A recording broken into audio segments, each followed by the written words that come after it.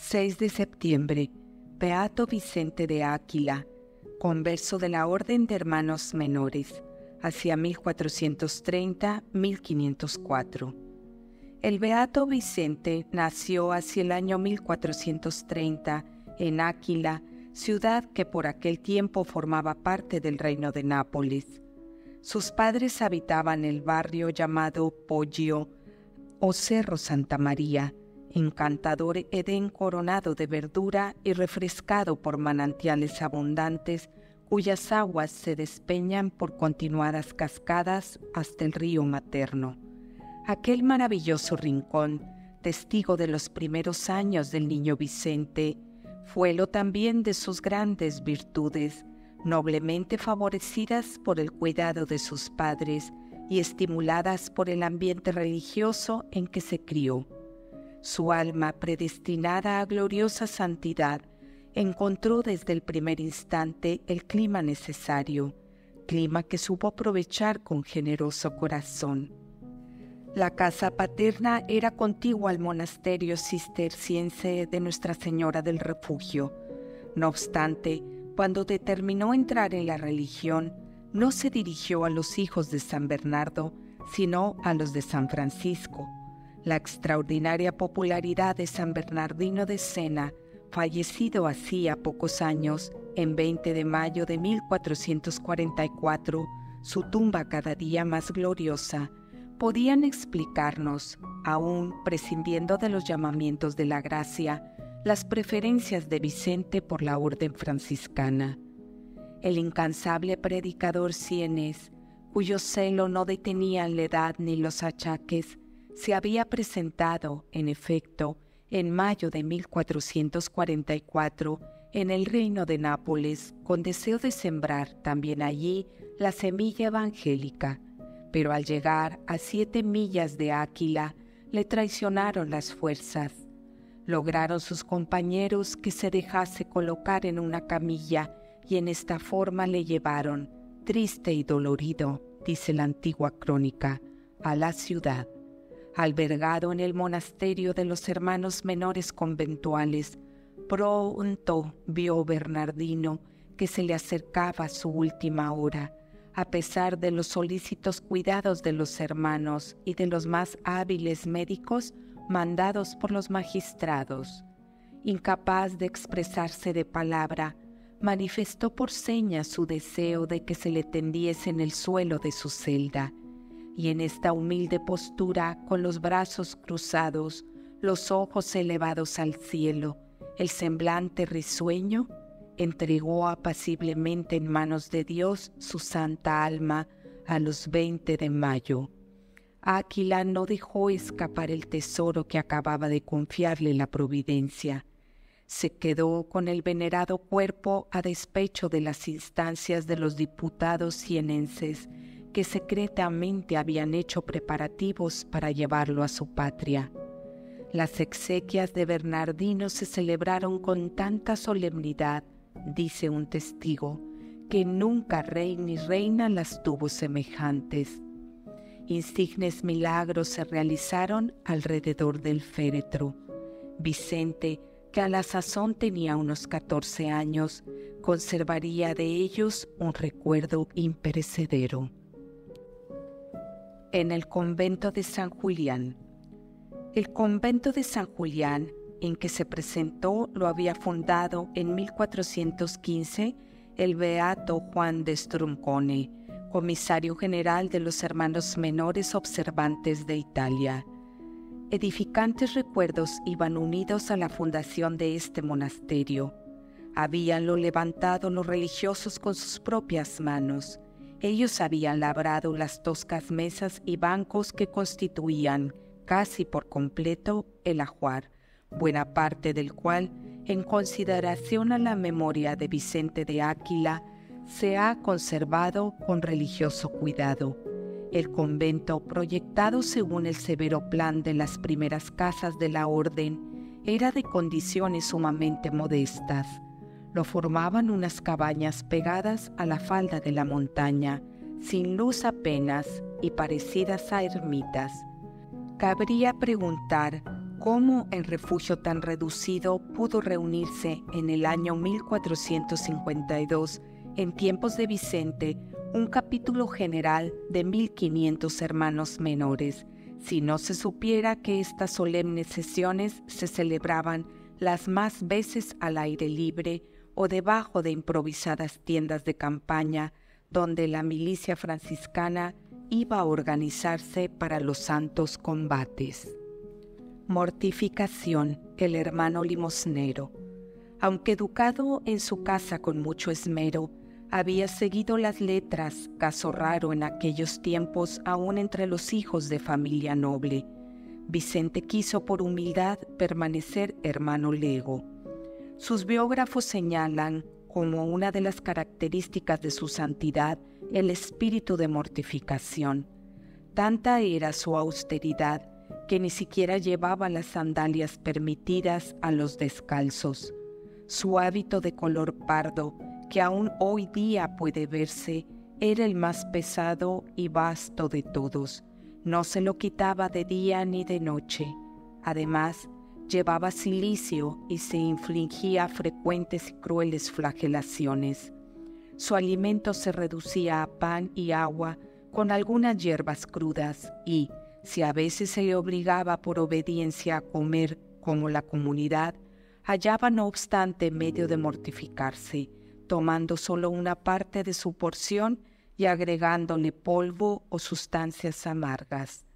Prefería los trabajos humildes, ayudaba a los hermanos en sus faenas domésticas y componía sus sandalias, pues, para ser más útil, había aprendido el oficio de zapatero. Otras veces se dedicaba a las labores del campo y, en los ratos de descanso, retirábase en la fragosidad de la roca a unos 100 pasos del convento para entregarse a la oración. Más adelante se le encargó el oficio de limosnero, en que indudablemente hallaba a Vicente múltiples ocasiones de sacrificio, dada su afición a la soledad y a la vida oculta. Su principal preocupación en las diarias caminatas, añaden los cronistas, fue siempre el bien de las almas. En los demás conventos a donde más adelante fue enviado, Città, Sant'Angelo, Francavilla y Sulmona, continuó Vicente en el cargo de limosnero.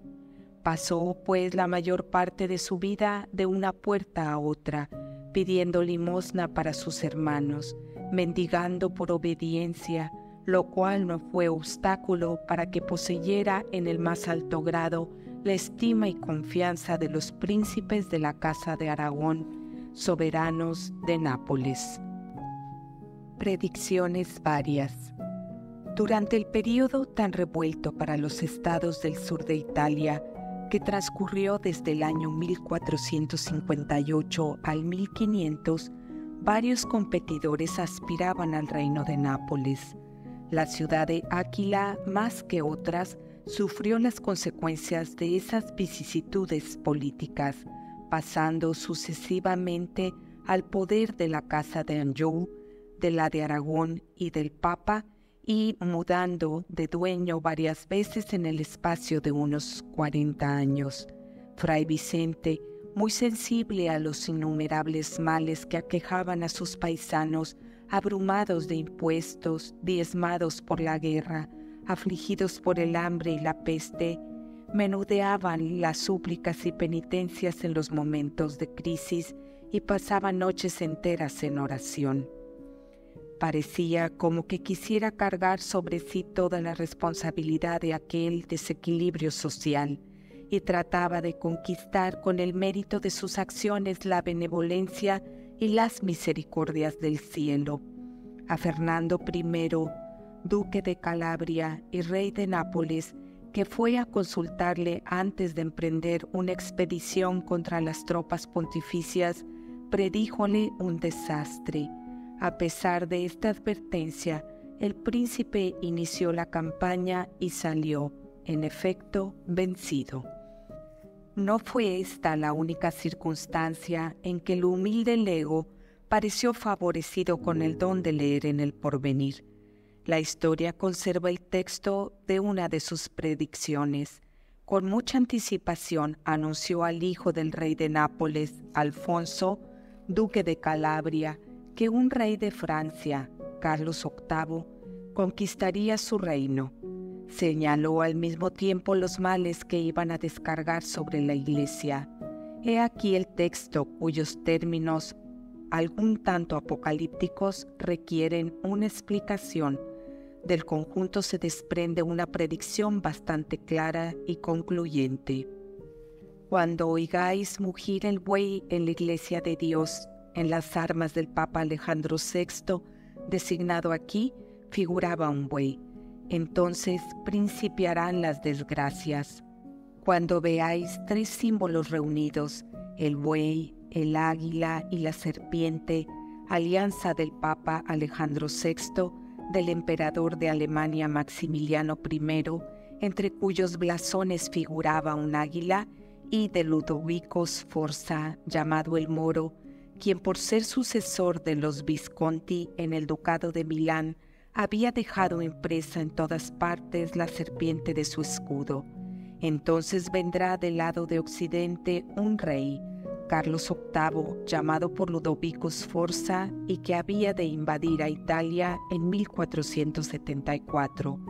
Asolará el reino de Nápoles y, recogido el botín, volverá a su país, 1475. El destierro de César Borja y de Ludovico Sforza, vencidos por el rey Luis XII, va insinuado en las líneas siguientes. Habrá cisma en la Iglesia de Dios, dos pontífices, el uno elegido legítimamente, el otro cismático, alusión posible a la infame parodia que quiso hacer de Lutero un antipapa cuando en 1527 los luteranos, con ayuda de los imperiales, saquearon a Roma.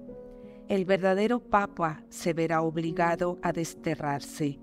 Clemente VII tuvo que huir a Orvieto. La violencia se ensañará contra la Iglesia de Dios. 3 ejércitos muy poderosos entrarán al mismo tiempo en Italia, uno procedente del este, otro del oeste, el tercero del norte. Se reunirán y habrá mucha sangre derramada. Después se realizará en la ciudad eterna una reforma que alcanzará a los clérigos, reforma de la disciplina eclesiástica preparada por el Concilio de Trento, y los mahometanos serán detenidos en su marcha. Fueron, en efecto, vencidos en Lepanto en 1571 durante el pontificado de Pío V. Milagros. Regreso a Áquila. En vida hizo Vicente varios milagros. En Áquila devolvió el habla a un mudo. En otra ciudad curó a un niño que por tener las piernas disformes no podía andar, y en Sant'Angelo le debieron la perfecta curación de parecida enfermedad 3 personas. Pero el prodigio más admirable atribuido al poder de sus oraciones fue la resurrección del obispo de Sulmona, Bartolomé de la Scala, de la Orden de Predicadores. Si hemos de dar crédito a los historiadores de Áquila, contemporáneos del siervo de Dios, el obispo, a pesar de las oraciones del clero para implorar su curación, había sucumbido de resueltas de graves dolencias. Vicente, que gozaba de la estima particular del prelado y había recibido de él numerosas muestras de benevolencia, en cuanto se enteró de la noticia, pidió autorización para ir a rezar junto al cadáver. De súbito, como por inspiración de lo alto, llamó por 3 veces seguidas a su ilustre amigo, cuyos ojos se abrieron por fin, a la vez que iba entrando poco a poco la vida por todo el cuerpo.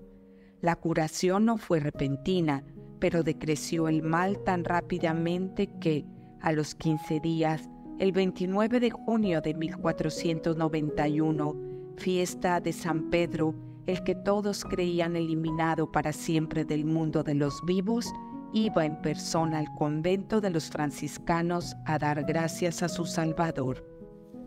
Conviene añadir que murió, y esta vez para siempre, a los pocos días, en lo cual se fundaron algunos cronistas para decir, con razón o sin ella, que dicho prelado había necesitado un plazo de 22 días para arrepentirse y reconciliarse con Dios antes de arrostrar el tremendo juicio. Sea lo que fuere, el milagro tuvo grande repercusión en los Abruzos, y las visitas afluyeron al convento de San Nicolás de Sulmona, residencia en aquel tiempo del traumaturgo. Le llevaban enfermos para que rogase por ellos y alcanzaban su curación. Esta popularidad llegó a asustar a Vicente, quien, deseoso de la soledad, solicitó de sus superiores permiso para volver a su modesto oratorio de San Julián de Áquila, en donde esperaba terminar su vida religiosa del modo que la había comenzado, en el retiro y la humildad. Apenas de regreso, tuvo que presenciar discordias civiles y grandes disensiones políticas. Acababa de ser desterrado el obispo Juan Bautista Galliofi. En tan graves circunstancias juzgó Vicente que era deber suyo el dirigir a los primeros magistrados, constándole que aceptarían sus consejos, algunas palabras llenas de fe. Lo hizo en términos que muestran su profunda piedad. Señor gobernador, señores, el cariño que profeso a vuestra ciudad me inspira estas pocas líneas. Acabáis de perder al padre de vuestras almas. Por tanto, habéis de ser ahora para vuestros súbditos pastores a la vez espirituales y temporales. Estáis pasando crueles pruebas y las teméis más terribles aún. Ved si no suceden por causa de vuestras culpas y enmendaos.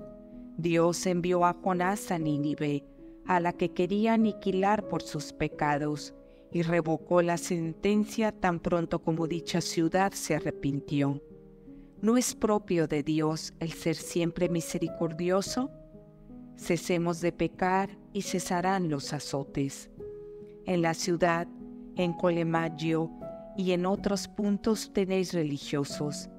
Pedidles procesiones de penitencia, misas en honor de la Santísima Virgen y de nuestros santos patronos.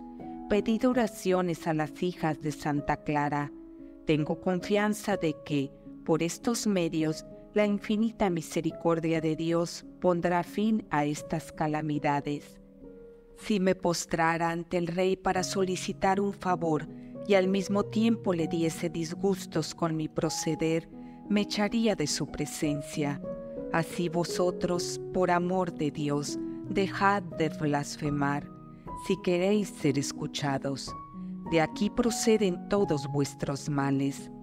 Termino suplicándoos otra vez os hagáis dignos del cargo que se os ha impuesto. Vuestro hermano en nuestro Señor, Fray Vicente. El que con tanta nobleza hablaba era entonces un anciano estimado y venerado de todos, con fama de santo, adornado con el brillo de los milagros. No es de extrañar, pues, que fuera escuchada su palabra. No dependió de él el que no volviera el obispo a Áquila. El infortunado pontífice pereció asesinado por los facciosos en la misma ciudad de Roma, en casa del cardenal de la Rovere, el futuro Papa Julio II, el 23 de febrero de 1493. Última conquista. Muerte del Beato. Un día que andaba por la ciudad de Lúcoli pidiendo limosna, el cansancio le obligó a detenerse en una familia amiga. Allí topó con una niña, Mattía Sicarelli, que debía ser gloria de la orden agustina. Vicente, que para la dirección de algunas almas había recibido de Dios luces extraordinarias, reconoció en esta muchachita un alma selecta, y sus consejos le encaminaron resueltamente en las vías de la santidad. Le infundió aversión para las vanidades mundanas y gusto para las penitencias más heroicas, de las cuales daba él ejemplo. A instigación suya, Matías rezó directamente toda la vida el oficio de la Santísima Virgen y el de difuntos. Después que hubo así afirmado sus primeros pasos, no cesó de sostenerla y animarla hasta conducirla al umbral del claustro.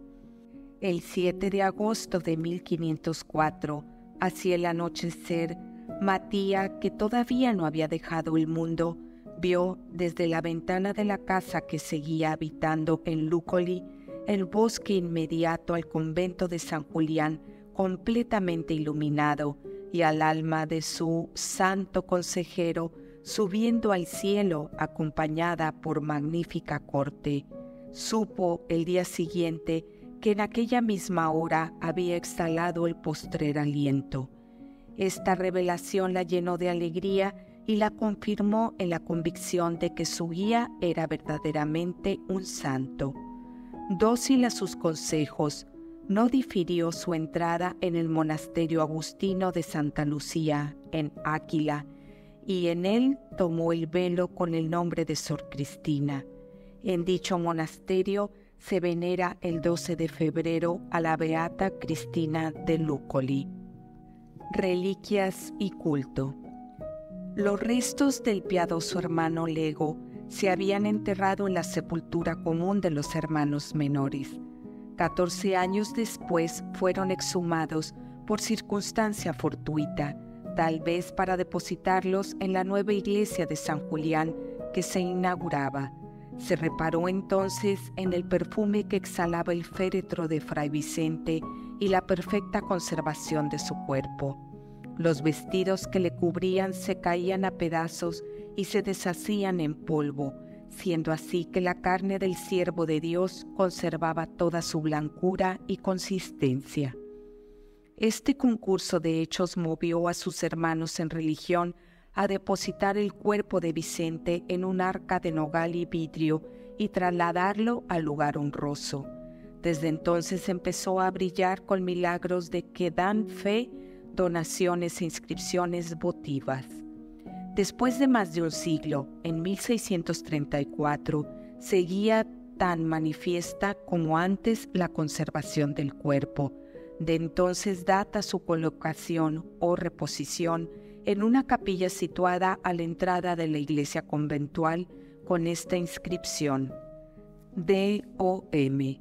En el pontificado del Papa Urbano VIII, reinado del rey católico Felipe IV y gobierno del virrey de Nápoles, excelentísimo señor don Manuel de Fonseca y Zúñiga, conde de Monterrey y Fuentes. Cuerpo del beato Vicente de Áquila, después de 130 años, permanecido íntegro y sin corrupción desde mucho tiempo encerrado en un arca de vidrio y luego depositado en lugar más eminente, y desde tiempo inmemorial objeto de la mayor veneración y devoción. El ilustrísimo y reverendísimo don Gaspar de Galloso, obispo de Áquila y consejero real, muy adicto a la orden seráfica y padre misericordiosísimo de los pobres hermanitos reformados de este convento, cuidó, movido por piedad y devoción particular, de asegurar su conservación de modo más honroso y seguro, y, mediante piadosas y liberales limosnas, dio a la tumba y capilla un aspecto más decente y hermoso, volviéndolos así más venerables, en el año del Señor 1634. Más recientemente, en 1868, 2 médicos fueron comisionados por la autoridad eclesiástica para reconocer la continuidad del prodigio de la conservación del cuerpo de Fray Vicente. En el lugar en que se le había depositado primitivamente, otra inscripción en italiano decía: «En este sepulcro descansa el cuerpo del beato Vicente de Áquila, que pasó a mejor vida el 7 de agosto de 1504. En esta fecha del 7 de agosto hacen mención del beato Vicente de Áquila las Acta Sanctorum. En cambio, los hermanos menores observantes, que eran los únicos que, al fin del siglo XIX, celebraban la fiesta de este siervo de Dios, lo hacían el día 6 de septiembre. En el convento de San Julián, generosamente devuelto a los hermanos menores por el duque Francisco Rivera, noble de Áquila, brillaba en aquella misma época uno de los más florecientes escolasticados de la Orden de Hermanos Menores. En el mes de agosto de 1904, celebróse solemnemente el 4º centenario de la muerte del beato Vicente de Áquila.